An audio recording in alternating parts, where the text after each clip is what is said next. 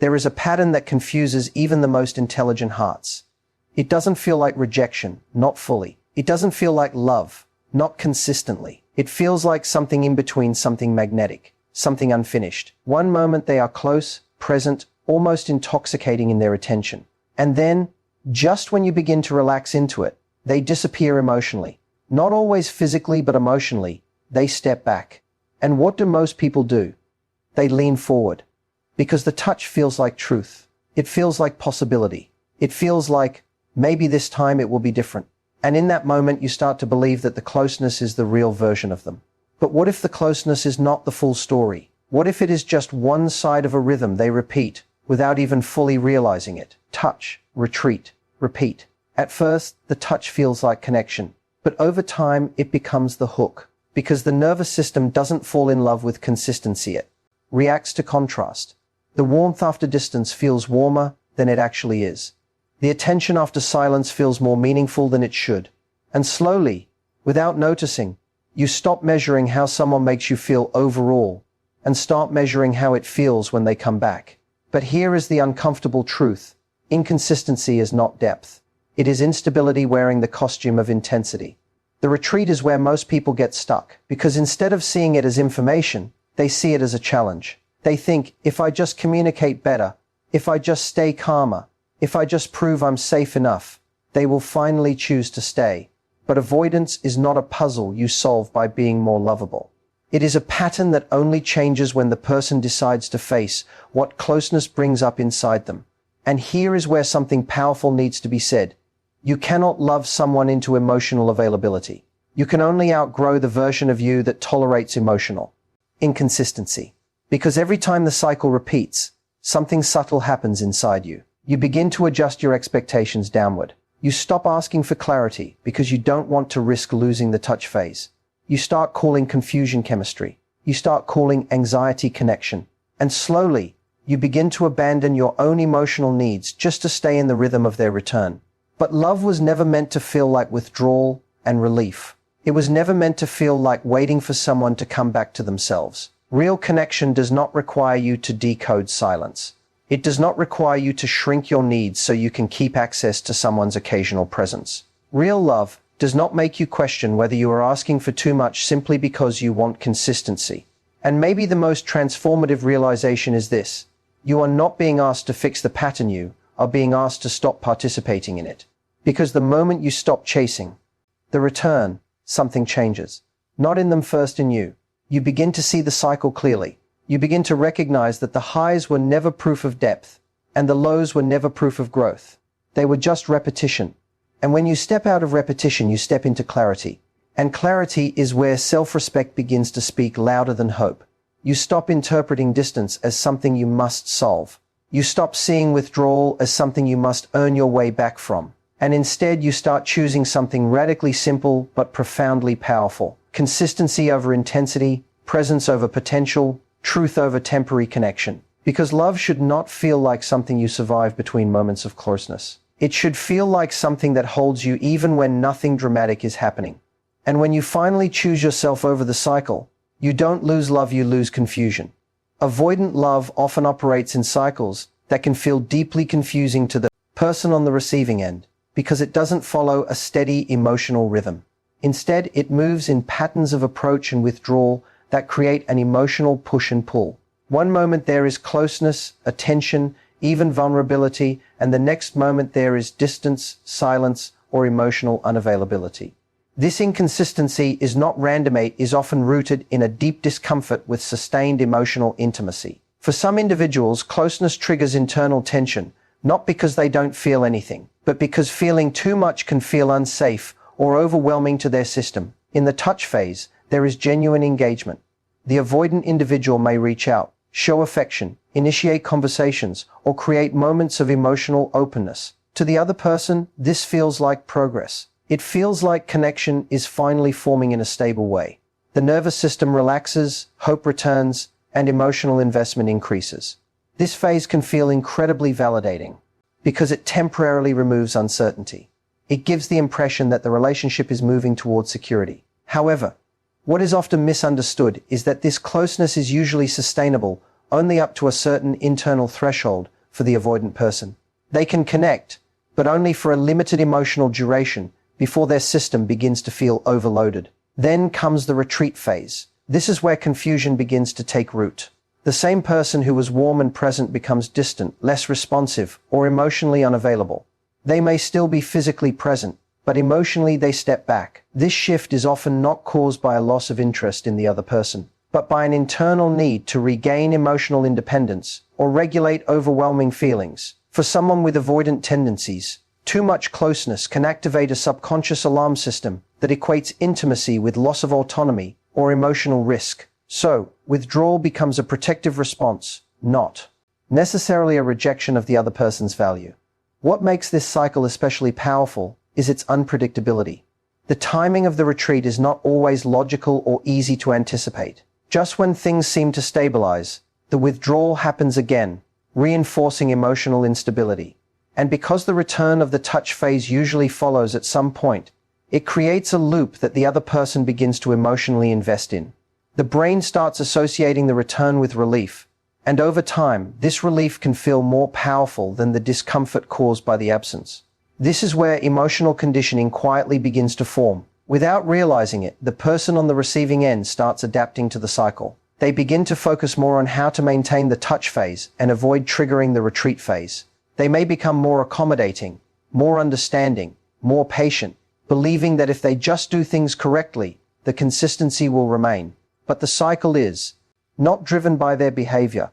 It is driven by the avoidant person's internal relationship with intimacy itself. This creates a painful imbalance where one person is trying to stabilize something that the other person experiences as naturally fluctuating. Over time, this dynamic can distort emotional perception. The highs begin to feel disproportionately significant, while the lows are rationalized or minimized. The memory of connection becomes stronger than the experience of absence. This is why the cycle continuous is not sustained by consistent love, but by intermittent reinforcement. The unpredictability itself becomes the emotional hook. Each return feels like resolution, even though the underlying pattern has not changed. At its core, this cycle is not about manipulation or intentional harm.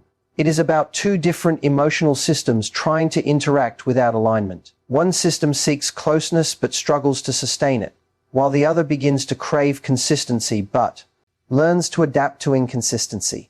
The result is a rhythm that feels like intimacy but functions more like emotional oscillation. The touch phase often feels like the most meaningful part of avoidant love, because it delivers emotional intensity in a concentrated form. It is the moment when attention returns, when walls seem lowered, and when the connection feels real again, after a period of distance. In that space, the nervous system experiences relief. The uncertainty that was building during the withdrawal phase temporarily dissolves, and in its place comes warmth, engagement, and a sense of being chosen again. This contrast is powerful. It doesn't just feel good, it feels necessary, almost like emotional oxygen after a period of deprivation. But what is important to understand is that emotional bonding created in these moments is not always a reflection of long-term emotional availability. It is often a reflection of contrast. When someone moves between distance and closeness, closeness becomes amplified in emotional values simply because it follows absence. The mind is wired to respond strongly to relief after tension. So when attention returns after withdrawal, it is not experienced at its baseline level, it is experienced as heightened, almost magnified. This can create a false sense of depth, where intensity is mistaken for stability. In the touch phase, avoidant individuals may genuinely feel connected in the moment. They may express affection, initiate meaningful conversations, or show emotional openness that feels rare, and therefore significant. For the person receiving it, this can feel like confirmation that the connection is real and progressing. There is often a sense of emotional synchronization during these moments, where both people feel aligned again. However, the key detail lies in duration and sustainability. The emotional availability shown in this phase is often state-dependent rather than trait-dependent. In other words, it reflects how they feel in that moment, not necessarily how they are able to consistently show up over time. This distinction matters because emotional bonding is not only about intensity, it is about repetition and reliability. A single powerful moment of connection can leave a strong imprint on the nervous system, especially when it follows emotional deprivation. The brain begins to store that moment as evidence of what the relationship is, even though it may only represent what the relationship can briefly become. Over time, this creates a pattern where emotional highs are overvalued and emotional consistency is undervalued. The mind begins to prioritize potential over pattern. There is also a subtle psychological effect that occurs during these touch phases. Emotional scarcity increases perceived value. When affection is not consistently available, it becomes more emotionally charged when it does appear. This is not because the love itself is deeper, but because access to it is unpredictable. The unpredictability intensifies emotional focus. The person begins to pay more attention, analyze more deeply, and attach more meaning to each interaction, trying to extract certainty from moments that are inherently temporary. For the avoidant person, however, this phase is often bounded. There is usually an internal threshold where emotional closeness starts to feel overstimulating. It may not be consciously recognized, but there is often a shift from comfort to discomfort as intimacy increases. As this threshold is reached, the system begins to pull back, not because the connection lacks value, but because regulation becomes necessary. This creates a cycle where emotional engagement rises and falls based on internal tolerance rather than relational stability. What makes this particularly complex is that both individuals can genuinely feel connected during the touch phase, but for different reasons. One may feel grounded in closeness, while the other may feel temporarily open before needing distance again. This mismatch in emotional sustainability creates the illusion of compatibility in short bursts, while revealing incompatibility in long-term rhythm. The bonding that occurs in these moments is real in feeling, but not always reliable in structure. Over time, the emotional memory of these touch phases can become dominant. The mind begins to recall the warmth more vividly than the absence. It starts to build attachment not to the consistent reality of the relationship, but to its peak moments. This is why people can stay emotionally invested in dynamics that are unstable. They are not attaching to what is most frequent, but to what is most emotionally charged. The retreat phase is where the emotional pattern of avoidant love becomes most visible, yet it is also the phase that is most often misunderstood. On the surface, it can look like disinterest, detachment, or even rejection. But internally, it is rarely about a lack of feeling. It is more often about what? Closeness begins to activate inside the avoidance system when emotional intimacy deepens beyond a certain point. For some people, emotional closeness does not simply feel pleasant or safe. It can feel activating, overwhelming, or even destabilizing in subtle ways they may not fully understand themselves. When intimacy increases, there is often a shift in internal experience. At first, connection feels manageable, even enjoyable, but as emotional proximity grows, so does internal sensitivity. Thoughts may become more self-protective. There can be an unconscious scanning for signs of pressure, expectation, or loss of autonomy. Even if nothing is being demanded by the other person, the internal system can begin to interpret closeness itself as a form of emotional demand. This is where retreat begins, not as a conscious decision to hurt or withdraw love, but as a regulatory response to restore internal equilibrium. Retreat can take many forms. Sometimes it is obvious: slower replies, reduced communication, cancelled plans, emotional flatness. Other times it is subtle: a shift in tone, less curiosity, less emotional presence even while still physically engaged.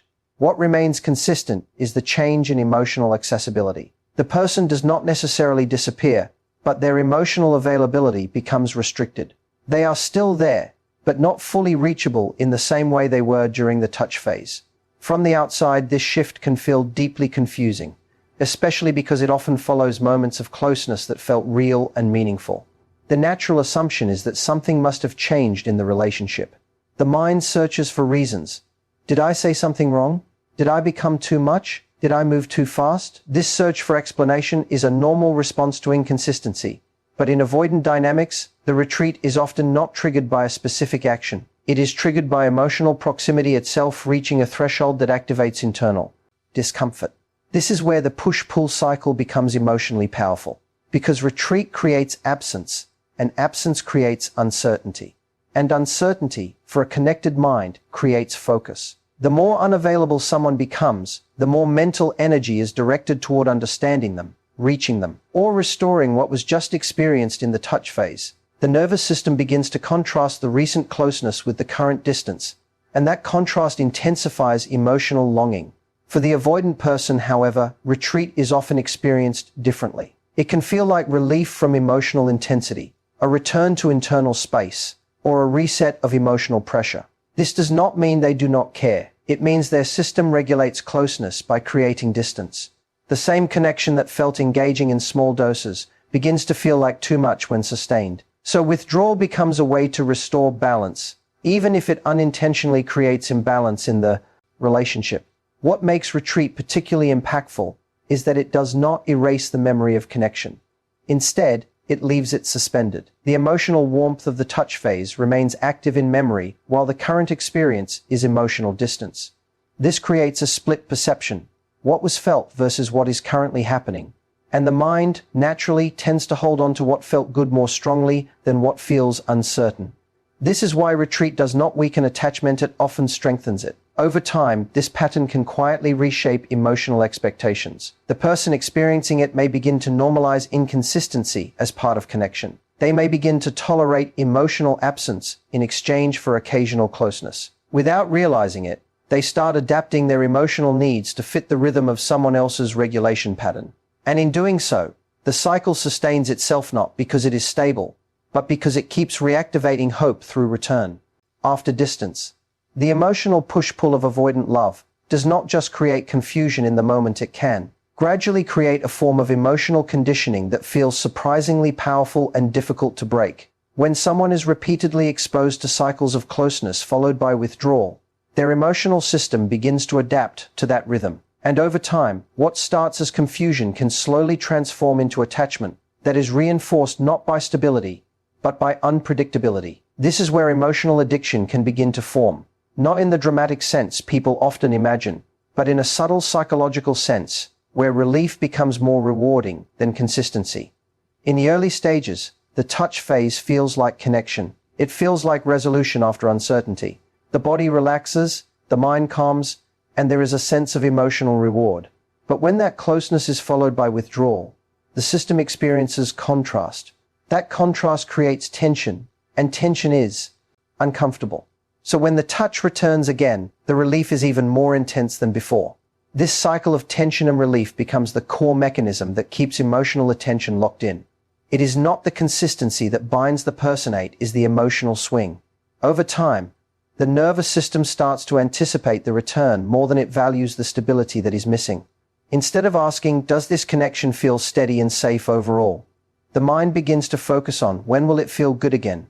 That shift is subtle but significant. It moves emotional focus away from long-term security and towards short-term relief. The relationship becomes less about whether it is emotionally nourishing in a consistent way, and more about whether the next moment of connection will arrive. This is where the idea of emotional addiction becomes relevant. Not because the relationship is inherently toxic in every case, but because the brain is responding to intermittent reinforcement. Psychologically, unpredictable rewards are known to create stronger attachment patterns than predictable ones. When emotional connection is inconsistent, sometimes present, sometimes absent, the mind becomes more alert, more focused, and more invested in trying to predict or regain the reward. This is the same mechanism that makes uncertainty so compelling. The lack of predictability increases mental engagement. In avoidant dynamics, this plays out through cycles. The retreat creates emotional scarcity. The scarcity increases longing. The return provides relief. And that relief reinforces the emotional bond. But importantly, the bond is not being reinforced by steady emotional availability, it is being reinforced by relief from absence. This means the emotional connection becomes tied not to how consistently someone shows up, but to how powerful it feels when they reappear. As this cycle repeats, something subtle happens internally. Emotional tolerance for inconsistency begins to increase. What once felt unacceptable starts to feel familiar. Silence that once caused discomfort begins to feel like part of the pattern. And the return, even if inconsistent, starts to feel meaningful enough to justify the waiting. The emotional system begins to prioritize the highs over the gaps in between, because the highs feel so relieving in contrast to the lows. This is also where perception becomes distorted. The mind starts to overemphasize moments of connection while minimizing periods of distance. The emotional memory of when it was good becomes more influential than the present reality of how often it is not. In this way, the cycle becomes self-sustaining. Each return reinforces the hope that consistency might eventually stabilize, even when the pattern itself has not changed. The most challenging part of this dynamic is that it can feel like attachment, but it is actually a form of emotional conditioning built on fluctuation. The person is not necessarily attached to the relationship as it is. They are attached to the moments when it temporarily feels like what they want it to be. And because those moments are real, even if brief, they carry emotional weight. But emotional weight is not the same as emotional stability. Over time, this can quietly shift what someone believes love is supposed to feel like. Instead of associating love with steadiness, clarity, and presence, they begin to associate it with intensity, uncertainty, and return after absence. And when that happens, breaking the cycle becomes less about leaving a person and more about unlearning a pattern that has been emotionally reinforced through repetition. One of the most quietly damaging effects of an avoidant push-pull dynamic is how it slowly reshapes a person's relationship with their own self-worth. It rarely happens in one dramatic moment. Instead, it happens through repetition, through the small decisions, the small compromises, and the gradual emotional adjustments someone makes in order to stay connected to inconsistency. At first, it doesn't feel like self-abandonment. It feels like patience. It feels like understanding. It feels like giving someone space. But over time, patience becomes self-silencing. Understanding becomes over-accommodation, and space becomes emotional uncertainty that you learn to tolerate instead of question. When someone is repeatedly exposed to inconsistency, they begin to unconsciously reorganize their emotional expectations. They start to ask less from the connection, not because their needs have changed, but because they are trying to reduce the pain of disappointment.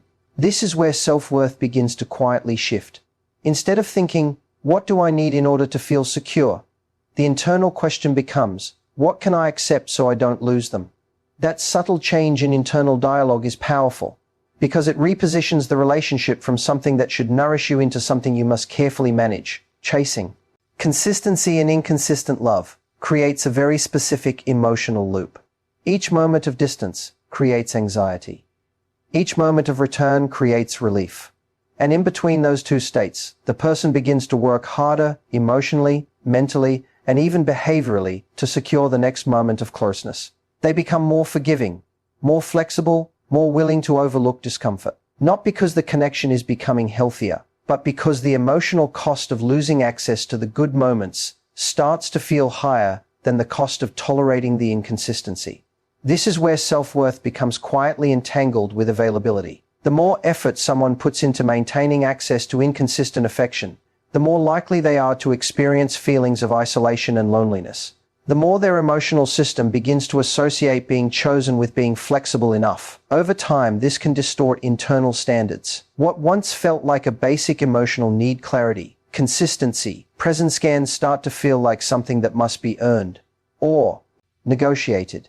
And when love begins to feel like something you have to earn through endurance, your sense of worth slowly becomes conditional. The painful irony is that the person often becomes more emotionally invested in moments where they are least emotionally secure. The absence creates longing, the return creates hope, and hope becomes the driving force that overrides emotional discomfort. So instead of stepping back and asking whether the relationship meets their needs, they stay focused on how to keep it from slipping away again. In doing so, their attention shifts away from themselves and toward managing someone else's emotional rhythm. Over time, this can lead to a subtle erosion of internal boundaries. Things that once felt unacceptable begin to feel explainable. Emotional distance is reinterpreted as stress, busyness, or how they are. Inconsistency is reframed as complexity, and unmet needs are minimized in favor of potential. This internal reinterpretation is not a sign of emotional blindness, it is a survival adaptation. The mind tries to preserve connection by making inconsistency feel more tolerable. But the cost of that adaptation is often the gradual weakening of self-trust, because at some point a quiet question begins to form. If I need less, maybe I'll lose less. And once that belief takes root, self-worth starts to shrink around the relationship. You begin to measure your emotional needs against the risk of losing access. You begin to regulate your expression so you don't push too hard. You begin to question whether your expectations are reasonable, even when they are fundamentally about basic emotional security. The most significant shift, however, is not just behavioral, it is internal normalization. What once felt emotionally unstable begins to feel familiar, and familiarity can be mistaken for compatibility. But familiarity is not the same as alignment. It is simply what the nervous system becomes accustomed to through repetition. And so, over time, chasing consistency in inconsistent love does something very subtle but very profound. It teaches you to slowly negotiate against your own emotional truth. Not all at once, not loudly, but quietly through tolerance, adjustment, and hope. And the longer that continues, the more difficult it becomes to recognize that self-worth was never supposed to be something you gradually reduce in order to keep access to someone who cannot consistently meet you.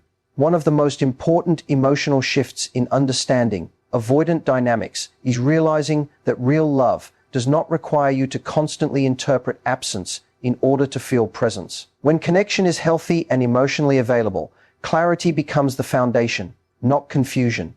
You do not have to decode silence to understand where you stand. You do not have to analyze patterns of withdrawal to reassure yourself of someone's feelings. You are not left in a constant state of emotional interpretation, trying to turn inconsistency into meaning.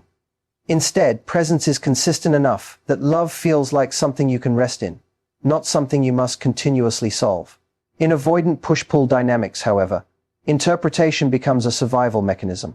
Because emotional availability is not steady, the mind begins to fill in the gaps. When someone withdraws, you search for reasons. When they return, you search for reassurance. When they are present, you try to hold on to that moment more tightly, as if it might not last. Over time, this creates a mental habit of decoding behavior rather than simply experiencing connection. And the more you engage in decoding, the more your nervous system becomes conditioned to equate love with analysis. But love was never meant to feel like a puzzle you were constantly trying to solve. It was never meant to require emotional detective work just to maintain basic security. When you are in a stable emotional connection, there is room for silence without panic. There is room for space without confusion. There is room for individuality without emotional disconnection. Presence does not need to be proven repeatedly, because it is already consistent enough to trust. In contrast, avoidant dynamics often create a pattern where presence feels temporary and absence feels loaded with meaning. So when someone pulls away, it does not feel neutral, it feels significant. The mind immediately tries to assign meaning to it. Did I do something wrong? Are they losing interest? Do I need to adjust myself to bring them back? And when they return, instead of feeling secure, there is often a quiet relief mixed with lingering uncertainty, because nothing about the underlying pattern has changed. This is where emotional exhaustion begins to form. Because instead of experiencing love directly, you are constantly interpreting it. Instead of feeling secure, you are constantly evaluating. Instead of resting in connection, you are constantly monitoring it. And over time, that level of emotional vigilance becomes draining. It keeps your attention externally focused on someone else's availability, rather than internally grounded in your own emotional needs. Real emotional safety does not require this level of interpretation. You are not left guessing whether someone cares based on fluctuations in attention. You are not required to measure affection through inconsistency. You are not asked to translate silence into meaning or withdrawal into emotional strategy. Instead, communication and presence are stable enough that what someone feels is expressed with enough consistency to be understood without constant decoding. One of the deepest misunderstandings in avoidant attachment patterns is the belief that love must be interpreted to be meaningful. That uncertainty creates depth. That distance creates longing, and longing creates connection. While these feelings are real, they are not necessarily indicators of healthy attachment. They are indicators of emotional activation. And activation is not the same as stability. When you are constantly interpreting absence, you begin to lose touch with what presence actually feels like when it is not interrupted. You start to normalize emotional ambiguity. You begin to believe that clarity is unrealistic, or that asking for consistency is asking for too much. But in reality, clarity is not a luxury. In love, it is a baseline requirement for emotional safety. The most grounded relationships are not the ones that require constant interpretation, but the ones where interpretation becomes minimal, because expression is consistent. You are not left wondering what silence means, because silence is not used as a form of emotional communication. You are not left reconstructing connection after each withdrawal, because connection does not repeatedly disappear. And so the shift is this. moving from interpreting love to experiencing it, from decoding patterns to recognizing consistency, from analyzing presence and absence to simply noticing whether emotional safety is actually being sustained over time. Because when love is real in its healthiest form, it does not demand that you constantly explain it to yourself in order to feel secure in it. The moment someone stops participating in the push-pull cycle of avoidant love is not always dramatic on the outside, but internally, it is one of the most significant emotional shifts a person can experience. Because the cycle does not continue only through the actions of the avoidant person, it continues through participation, through responding, through waiting, through re-engaging after withdrawal, through re-entering the emotional rhythm every time it restarts. So when that participation stops, something very important happens. The pattern loses its second half. At first, stepping out of the cycle does not feel like clarity. It often feels like discomfort, because the nervous system has been trained to associate inconsistency with connection. So when the pattern is no longer being fed, there is a kind of withdrawal effect. The silence that remains after disengagement can feel unfamiliar, even unsettling. Not because something is wrong, but because the emotional system is no longer being activated in the same predictable way. There are no longer highs followed by lows, no more sudden returns after absence, no more emotional spikes to interpret, just stillness. And stillness can feel empty when someone has been conditioned by emotional fluctuation. But that emptiness is not loss, it is interruption. It is the interruption of a cycle that was built on reinforcement rather than stability. In the absence of that reinforcement, the mind begins to do something very important. It starts to see the pattern more clearly. Without the emotional spikes, there is less distortion. The highs no longer overshadow the gaps. The returns no longer erase the withdrawals. What remains is the structure of the dynamic itself. And that structure is where clarity begins. Because clarity does not come from finally understanding the other person. It comes from no longer being inside the loop, from no longer needing to interpret it, from no longer being emotionally invested in its continuation. When you are still participating, everything feels complex. You are constantly trying to reconcile affection with distance, hope with inconsistency, connection with absence. But when you step out, the complexity starts to simplify. The emotional noise quiets, and what was once interpreted as depth begins to reveal itself as repetition. One of the most profound shifts that happens at this stage is that emotional focus begins to return inward. During the cycle, attention is heavily directed outward toward their behavior, their availability, their return, their silence. Your emotional state becomes reactive to their rhythm. But when participation stops, that external anchor weakens. And in that space, something often reemerges.